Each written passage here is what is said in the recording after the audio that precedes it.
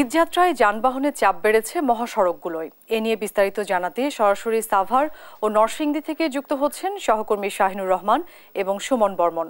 শুরুতেই চলে যাচ্ছে সাভারে সহকর্মী শাহিনুরের কাছে। শাহিন, ঈদ ঘিরে মহাসড়কে যানবাহনের চাপ বেড়েছে কিনা এবং যাত্রীরা এ বিষয়ে কি বলছেন?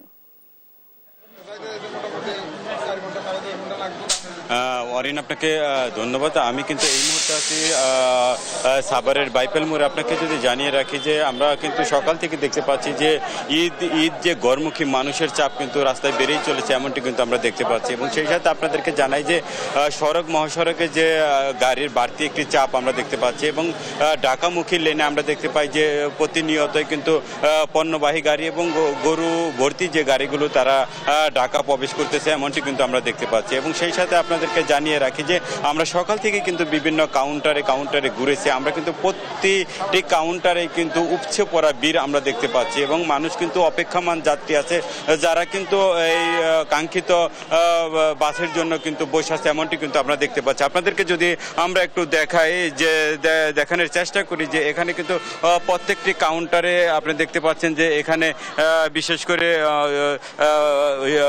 বয়স্ক এবং শিশু তারা কিন্তু এই গরমের মধ্যেও তারা কিন্তু তাদের ঈদের যাত্রায় বাড়ি ফেরার জন্য কিন্তু তারা তাদের আত্মীয় পরিজনের সাথে বসে আছে, এমনটি কিন্তু আমরা দেখতে পাচ্ছি। এবং সেই সাথে আপনাদেরকে জানিয়ে রাখি যে আমরা কয়েকজন যাত্রীর সাথে কথা বলার জন্য চেষ্টা করতেছি। আচ্ছা, আপনারা কেন আগেভাগেই দেশে যাচ্ছেন? অতিরিক্ত জ্যাম, এই জ্যামের ভিতরে আমরা বাচ্চা কাচ্চা নিয়ে কিভাবে যাবো? এক সপ্তাহ আগে যাচ্ছি, তাও গাড়ির জন্য 1.5 ঘন্টা বসে থাকা লাগছে কাউন্টারে।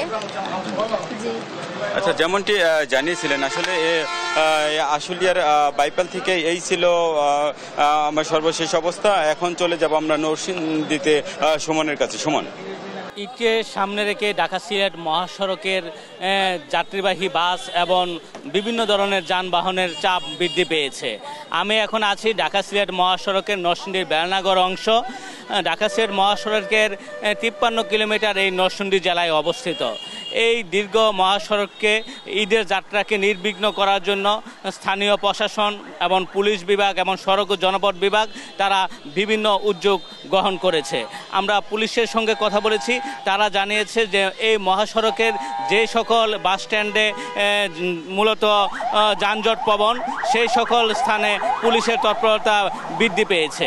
একই সঙ্গে গত কয়েকদিনে এই মহাসড়কে বেশ কয়েকটি সড়ক দুর্ঘটনা ঘটেছে। আজ সকালেও এই মহাসড়কের বেলানাগরে একটি ট্রাক ও মোটরসাইকেলের সংঘর্ষে একজন গুরুতর আহত হয়েছে। তার অবস্থা আশঙ্কাজনক বলে জানিয়েছে চিকিৎসকরা।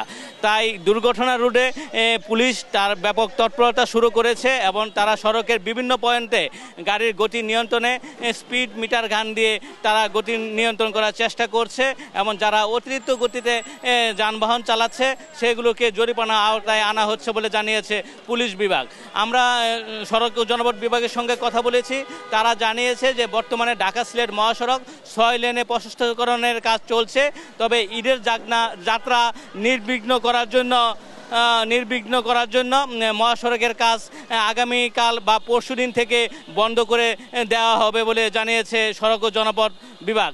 এই ছিল ঢাকা সিলেট মহাসড়কের ঈদযাত্রা নিয়ে আমার কাছে সর্বশেষ খবর। আপনাদের দুজনকেই ধন্যবাদ।